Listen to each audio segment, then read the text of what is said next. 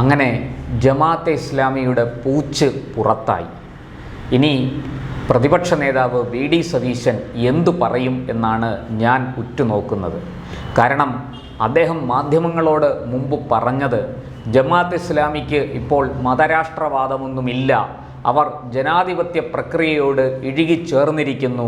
മുമ്പൊക്കെ അങ്ങനെ ചിലതൊക്കെ പറഞ്ഞു കാണും, പക്ഷേ ഇപ്പോൾ അവർക്ക് അങ്ങനെ ഒരു നിലപാടില്ല. ആ നിലപാടെല്ലാം അവർ മാറ്റം വരുത്തി. അവർ ഇപ്പോൾ ജനാധിപത്യ പ്രക്രിയയോട് ഇഴുകിച്ചേർന്നിരിക്കുന്നു. അല്ലെങ്കിലും യു ഡി എഫുമായിട്ട് ആരെങ്കിലും സഹകരിക്കാൻ വന്നാൽ ഉടനെ എൽ ഡി എഫും ബി ജെ പിയും ഇതൊക്കെ എടുത്തിടും. അവർക്ക് ഈ പഴയ ചില കാര്യങ്ങൾ കുത്തിപ്പൊക്കി അതിനെ ഉപയോഗിച്ച് യു ഡി എഫ് സഹകരണത്തെ ഇല്ലാതാക്കാൻ ശ്രമിക്കും എന്നൊക്കെയാണ് വി ഡി സതീശൻ നേരത്തെ പറഞ്ഞത്. എന്നാൽ വി ഡി സതീശൻ്റെ വാദമുഖങ്ങളെല്ലാം നിരർത്ഥകമാണ് എന്ന് തെളിയിച്ചുകൊണ്ട് ജമാഅത്തെ ഇസ്ലാമിയുടെ പ്രധാനപ്പെട്ട ഒരു നേതാവ്, ഉന്നതാധികാര സമിതി എന്നറിയപ്പെടുന്ന ശൂര കമ്മിറ്റിയിലെ വളരെ പ്രധാനപ്പെട്ട ഒരു അംഗം തന്നെ രംഗത്ത് വന്നിരിക്കുന്നു. ഷെയ്ഖ് മുഹമ്മദ് കാരക്കുന്ന്. അദ്ദേഹം അസന്നിഗ്ധമായി തൻ്റെ സമൂഹ മാധ്യമത്തിലൂടെ വ്യക്തമാക്കിയിരിക്കുകയാണ് ജമാഅത്ത് ഇസ്ലാമിയുടെ ലക്ഷ്യം ഭാരതത്തെ ഇസ്ലാമികവൽക്കരിക്കൽ തന്നെയാണ്, ഭാരതത്തിൽ ഇസ്ലാമിക റിപ്പബ്ലിക് സ്ഥാപിക്കലാണ് ജമാഅത്ത് ഇസ്ലാമിയുടെ ലക്ഷ്യം എന്ന് അദ്ദേഹം തന്നെ പറയുകയാണ്. അദ്ദേഹത്തിൻ്റെ ഫേസ്ബുക്ക് പോസ്റ്റ് ഞാൻ പൂർണ്ണമായിട്ടും ഇവിടെ വായിക്കാം.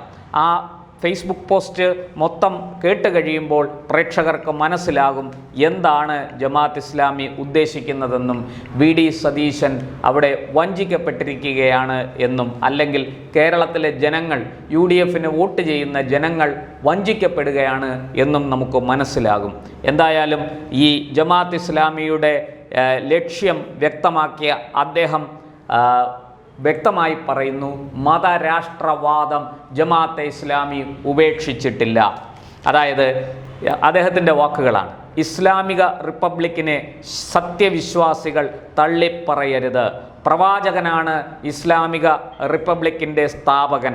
അതിൻ്റെ ആസ്ഥാനം മദീനയായിരുന്നു. ഒരു തുള്ളി ചോര പോലും ചിന്താതെയാണ് അത് സ്ഥാപിതമായത്. മുത്ത് നബിയെ ഇത്തിരിയെങ്കിലും സ്നേഹിക്കുന്ന സത്യവിശ്വാസിക്ക് അതിനെ തള്ളിപ്പറയാനാകില്ല.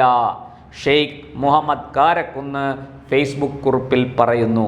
ഇസ്ലാമിക റിപ്പബ്ലിക് സ്ഥാപിക്കാൻ മുസ്ലിം ഭൂരിപക്ഷമാകേണ്ടതില്ല എന്നും അദ്ദേഹം കൂട്ടിച്ചേർക്കുന്നു. മാത്രമല്ല അത് തുടരുന്നു. അതായത് മദീന ആദർശാധിഷ്ഠിത മാനവിക ബഹുസ്വര രാഷ്ട്രമായിരുന്നു. അവിടുത്തെ മുസ്ലിം ജനസംഖ്യ വെറും 15% മാത്രമായിരുന്നു. ആ റിപ്പബ്ലിക്കിൻ്റെ ഭരണാധികാരി ഉമറുൽ ഫാറൂഖിൻ്റെ കാലത്ത് മുസ്ലിം ജനസംഖ്യ 4% താഴെയായിരുന്നു എന്നാണ് ഷെയ്ഖ് മുഹമ്മദിൻ്റെ വിശദീകരണം. ജമാഅത്തെ ഇസ്ലാമിയുടെ ഉന്നതാധികാര സമിതി അംഗം കൂടിയായ ഷെയ്ഖ് മുഹമ്മദ് കാരക്കുന്ന് വീൺവാക്ക് പറയുന്ന ആളല്ല. ദൈവിക രാജ്യമാണ്, അതായത് ഹുക്കുമത്തെ ഇലാഹി, അതാണ് തങ്ങളുടെ ലക്ഷ്യം. ജമാഅത്ത് ഇസ്ലാമി ഇത് മുമ്പും പല തവണ വ്യക്തമാക്കിയിട്ടുണ്ട്. എന്നാൽ തെരഞ്ഞെടുപ്പ് അടുത്തപ്പോൾ ജമാഅത്തെ ഇസ്ലാമി ജനാധിപത്യ മാർഗത്തിലേക്ക് കടന്നു വന്നിരിക്കുന്നു എന്നാണ് നമ്മുടെ പ്രതിപക്ഷ നേതാവ് പറഞ്ഞത്. എന്നാൽ കഴിഞ്ഞ ദിവസം ജമാഅത്ത് ഇസ്ലാമിയുടെ കേരള അമീർ പറഞ്ഞത്, BJP ജയിക്കാൻ സാധ്യതയുള്ള സ്ഥലത്ത് ഞങ്ങൾ തൊട്ടടുത്ത എതിർ സ്ഥാനാർത്ഥി, അതായത് BJPക്ക് തൊട്ടു പിന്നിലെത്തുന്ന എതിർ സ്ഥാനാർത്ഥി ആരാണോ, അത് LDF ആയാലും UDF ആയാലും ആരായാലും കൊള്ളാം, ഞങ്ങൾ അവർക്ക് വോട്ട് ചെയ്യും. ഒരു കാരണവശാലും BJPയെ ജയിക്കാൻ ഞങ്ങൾ അനുവദിക്കില്ല എന്നൊക്കെയാണ്. ഇത് ജനാധിപത്യത്തിൽ ഭൂഷണമാണോ? നമ്മൾ UDFനൊപ്പം ചേർന്ന് നിന്നിട്ട് BJPയെ തോൽപ്പിക്കാൻ വേണ്ടി LDFന് വോട്ട് കൊടുക്കുന്നത് ഒരു മര്യാദയാണോ? ഇതൊക്കെ ചിന്തിക്കേണ്ടതല്ലേ? ജമാഅത്തെ ഇസ്ലാമിക്ക് രഹസ്യ അജണ്ടകളുണ്ട് എന്ന് ഇതിൽ നിന്ന് തന്നെ വ്യക്തമല്ലേ? അവർ BJP ഒരു വർഗീയ പാർട്ടിയാണ് എന്ന് ആരോപിക്കുന്ന ജമാഅത്ത് ഇസ്ലാമി അവരുടെ മതവർഗീയത ഒളിച്ചു വെൽക്കുന്നു, അതിനെ വെള്ളപൂശുന്നു. അങ്ങനെ വെള്ളപൂശി കൊടുക്കാൻ പ്രതിപക്ഷ നേതാവും UDF നേതാക്കളും മുമ്പ് LDF നേതാക്കളും മത്സരിച്ചു. അതൊക്കെ നമുക്ക് ചരിത്രത്തിലുണ്ട്, നമുക്ക് അറിയാം. നേരത്തെ LDFനൊപ്പമായിരുന്നു ജമാഅത്ത് ഇസ്ലാമിയുടെ സഹകരണം. അതായത് 1980-കൾക്ക് ശേഷം കേരളത്തിൻ്റെ സാമൂഹ്യ സാംസ്കാരിക സാഹിത്യ മേഖലകളിൽ ഇടപെട്ടുകൊണ്ടാണ് ജമാഅത്ത് ഇസ്ലാമി പ്രവർത്തനം ശക്തിപ്പെടുത്തിയത്. അങ്ങനെ പ്രവർത്തനം ശക്തിപ്പെടുത്തിയപ്പോൾ അവർക്ക് സാംസ്കാരിക നായകരായ ഇടതുപക്ഷ നേതാക്കളുടെ അല്ലെങ്കിൽ ഇടതുപക്ഷത്തോടൊപ്പം സഞ്ചരിക്കുന്ന സാഹിത്യകാരന്മാരുടെയും കലാകാരന്മാരുടെയും സാംസ്കാരിക നായകന്മാരുടെയും സഹായം വേണമായിരുന്നു. അവരെ ഒപ്പം നിർത്തി, അവരെ ഈ പറഞ്ഞതുപോലെ ചെല്ലും ചെലവും കൊടുത്ത് ഒപ്പം നിർത്തി ജമാഅത്ത് ഇസ്ലാമി സമൂഹത്തിൽ ഒരു പേര് ഉണ്ടാക്കിയെടുത്തു, അല്ലെങ്കിൽ ചില ചലനങ്ങൾ സൃഷ്ടിച്ചെടുത്തു. അതിനുവേണ്ടി പത്രം നടത്തി, വാരിക നടത്തി, പിന്നീട് ചാനലും നടത്തി.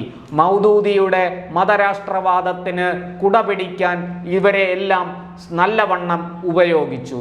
തരാതരം പോലെ ഈ പറഞ്ഞ രാഷ്ട്രീയ പാർട്ടികളെയും അവർ ഉപയോഗിച്ചു എന്നുള്ളതാണ് സത്യം. ഇനി LDFനൊപ്പം നിന്നിട്ട് കാര്യമില്ല. കാരണം LDFന്റെ കാൽ ചുവട്ടിലെ മണ്ണ് ഒലിച്ചു പോയിരിക്കുന്നു. അവരുടെ വോട്ട് ബാങ്ക് അവരിൽ നിന്ന് നഷ്ടപ്പെട്ടു. പ്രത്യേകിച്ചും ഈഴവ സമൂഹം LDFനെ ഇന്ന് കൈയൊഴിഞ്ഞിരിക്കുന്നു. ഈ സത്യം തിരിച്ചറിഞ്ഞിട്ടാണ് ഈ ജമാഅത്തെ ഇസ്ലാമി UDF കൂടാരത്തിൽ ചേക്കേറിയിരിക്കുന്നത്. അല്ലാതെ മറ്റൊന്നും കൊണ്ടല്ല. ജമാഅത്തെ ഇസ്ലാമിക്ക് വലിയ വോട്ട് ബാങ്കൊന്നുമില്ല. പക്ഷേ മുസ്ലിം ജനസാമാന്യത്തെ, മുസ്ലിം ജനസമൂഹത്തെ തെറ്റിദ്ധരിപ്പിക്കാനും തങ്ങളുടെ വഴിക്ക് കൊണ്ടുവരാനും തങ്ങൾ സൃഷ്ടിക്കുന്ന ആഖ്യാനങ്ങൾക്കനുസരിച്ച് അവരെ രൂപമാറ്റം വരുത്താനും ഒക്കെ ജമാഅത്തെ ഇസ്ലാമിക്ക് കഴിയും. ജമാഅത്തെ ഇസ്ലാമി അതിനൊക്കെ മിടുക്കുള്ള ഒരു സംഘടനയാണ് എന്ന് പലകുറി തെളിയിച്ചതാണ്. ഇടതുപക്ഷത്തോടൊപ്പം പ്രവർത്തിച്ച പാരമ്പര്യം അവർക്കുണ്ട്. ഇടതുപക്ഷത്തിൻ്റെ ഈ നുണ സത്യമാക്കുന്ന ആ പ്രക്രിയ, ആടിനെ പട്ടിയാക്കി പേപ്പട്ടിയാക്കുന്ന ആ പദ്ധതി, അത് വളരെ നല്ലവണ്ണം പയറ്റാൻ ജമാഅത്തെ ഇസ്ലാമിക്കും അറിയാം. അത് LDF കൂടാരത്തിൽ നിന്ന് പഠിച്ചതാണ്. LDFന്റെ കളരിയിൽ നിന്ന് സ്വായത്തമാക്കിയ അഭ്യാസമാണ്. ആ അഭ്യാസം ഇനി UDFനോടൊപ്പം ചേർന്ന് അവർ നിർവഹിക്കും. അതിനുള്ള കളമൊരുങ്ങിയിരിക്കുകയാണ്. ഈ പറഞ്ഞതുപോലെ LDFൽ ഇനി നിന്നിട്ട് കാര്യമില്ല. അതുകൊണ്ട് UDFനോടൊപ്പം ചേരുക മാത്രമല്ല, രാജ്യത്തെമ്പാടും കോൺഗ്രസിനോടൊപ്പം നിൽക്കുന്നതാണ് തങ്ങൾക്ക് നല്ലത് എന്നവർ തിരിച്ചറിഞ്ഞു. അടുത്ത കാലത്തൊങ്ങും ഈ പറഞ്ഞതുപോലെ BJPയെയും നരേന്ദ്രമോദിയെയും അധികാരത്തിൽ നിന്ന് ഇറക്കാൻ കഴിയില്ല. അതുകൊണ്ട് തന്നെ രാജ്യത്തെമ്പാടും വേരുകളുള്ള ഒരു പാൻ ഇന്ത്യൻ പാർട്ടിയായ കോൺഗ്രസിനൊപ്പം നിൽക്കുന്നതാണ് ലാഭം. മറിച്ച് കേരളത്തിൽ മാത്രം ഒതുങ്ങിക്കൂടിയിരിക്കുന്ന, കനലൊരു തരിയായി അവശേഷിക്കുന്ന, അധികം വൈകാതെ അതും കെട്ടുപോകുമെന്ന് കരുതപ്പെടുന്ന LDFനൊപ്പം CPMനൊപ്പം നിന്നതുകൊണ്ട് പ്രത്യേകിച്ച് പ്രയോജനമൊന്നുമില്ല എന്ന് ജമാഅത്തെ ഇസ്ലാമിക്കാർക്കറിയാം. അതുകൊണ്ട് തന്നെ കാറ്ററിഞ്ഞ് തൂറ്റുക എന്ന അവരുടെ നയമാണ് ഇവിടെ പ്രാവർത്തികമാക്കിയിരിക്കുന്നത്.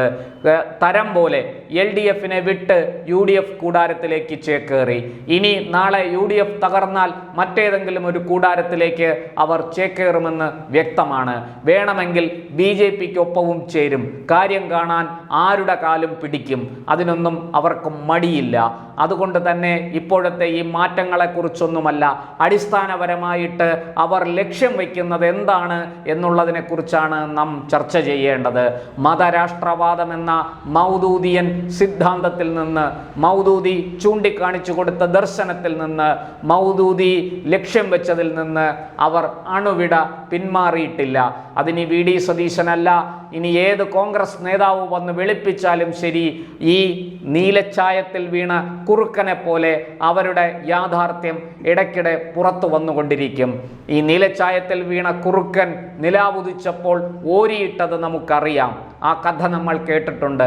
അതുപോലെയാണ് ജമാഅത്ത് ഇസ്ലാമിയും. ഇന്നലെ വരെ LDF കൂടാരത്തിലായിരുന്നു, ഇന്ന് UDF കൂടാരത്തിലെത്തി. സമയം വന്നപ്പോൾ ഇന്ത്യയെ ഇസ്ലാമിക റിപ്പബ്ലിക് ആക്കലാണ് തങ്ങളുടെ ലക്ഷ്യമെന്ന് അവർ ഇതാ വിളിച്ചു കൂവിയിരിക്കുന്നു. ഇത് ഞാൻ നേരത്തെ പറഞ്ഞതുപോലെ ശൃഗാലതന്ത്രമാണ്. അത് നന്നായിട്ട് പയറ്റാൻ അവർക്ക് അറിയാം. എന്തായാലും ജമാഅത്ത് ഇസ്ലാമിയെ കുളിപ്പിച്ച് വെള്ളയുടിപ്പിക്കാൻ ശ്രമിക്കുന്ന UDF നേതാക്കളെല്ലാവരും പരാജയപ്പെട്ടിരിക്കുന്നു എന്ന് ഷെയ്ഖ് മുഹമ്മദ് കാരക്കുന്നിൻ്റെ ഫേസ്ബുക്ക് പോസ്റ്റ് ഒരിക്കൽ കൂടി വ്യക്തമാക്കുകയാണ്.